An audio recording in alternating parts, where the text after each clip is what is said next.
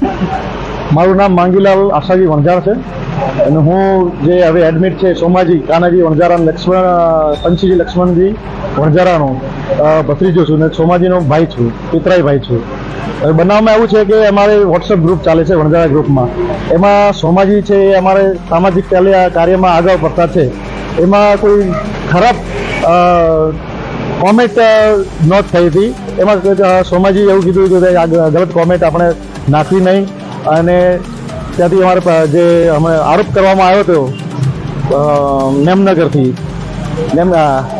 નેમનગરથી જે અમારા વણઝારા સમાજ હતા એ રાઠોડ પક્ષના છે વણઝારા સમાજ, અમે ગેલોત પક્ષ છે એ રાઠોડ પક્ષના હતા ને એ અમને એવું કીધું કે આ ખરાબ કોમેન્ટ તમે કેમ કરો છો, તો એમાં કોઈની લાગણી દુભાય એવી કોમેન્ટ હતી.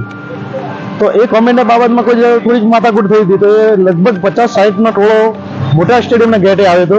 એટલે સોમાજીને બહાર બોલાવ્યો હતો કે બે વાત કરવી છે, તમે અહીંયા આવો.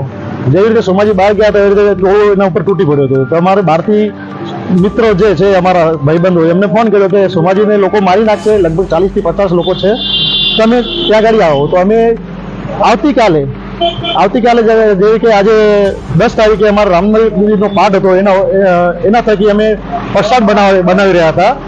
તો અમને એવી જાણ થઈ કે સોમાજીને મારે છે. તો અમે એક કરીને નીકળ્યા હતા ઘરેથી નીકળ્યા એટલે લોકો ભાગી ગયા હતા. અમારે સોમાજી ભાઈની બાઇકની ટક્કર મારી હેઠા પાડી દીધા और છરીના ઘાથી તાબડતોડ ત્યાં અતિશય મારવા લાગ્યા. તો અમે ગભરાટ થઈને અમે ત્યાંથી ભાગી ગયા કે અમે બે જણા એને શું કરી શકીએ. તો અમે અમારા ભાઈઓને જાણ કરવા માટે ત્યાં ઘર બાજુ ગયા હતા ને પછી આ લોકો ત્યાંથી મારીને ભાગી ગયા. તો હસમુખનો પીછો કરવા પોલીસ સ્ટેશનમાં ભાગ્યા હતા, જ્યાં હસમુખને સાથે એક ભાઈને અમે જે પકડ્યો હતો એ પીસીઆર વાનમાં બેહાડ્યો હતો. એ લોકો એને છોડાવવા માટે એને પાછળ ગયા હતા. હસમુખને અમે ઇન્ફોર્મ કર્યો હતો કે તને પણ એ મારશે અને તું થોડુંક આગુ પાછો જગ્યા છોડી દેજે. તો હસમુખ જેવી રીતે પીસીઆર પોલીસ સ્ટેશન પહોંચી એવી રીતે જ હસમુખ ત્યાંથી આગુ પાછો થઈ ગયો.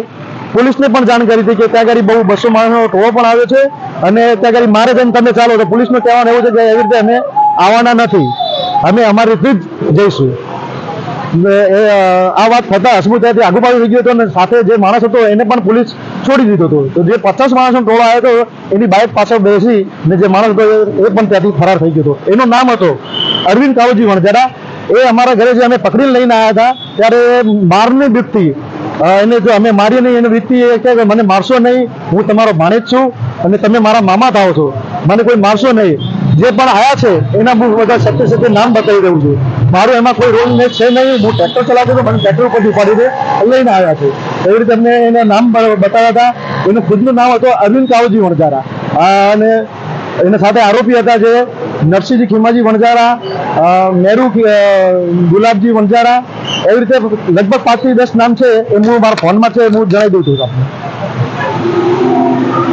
પોલીસે અત્યાર સુધી શું કાર્યવાહી કરી જાણો છો ફરિયાદ માટે? પોલીસે હવે હાલમાં હજુથી બપોર લગભગ કેટલા વાગે ભાઈ 1:30 વાગ્યા છે, હજુ પોલીસે કોઈ એક્શન લીધું નહીં.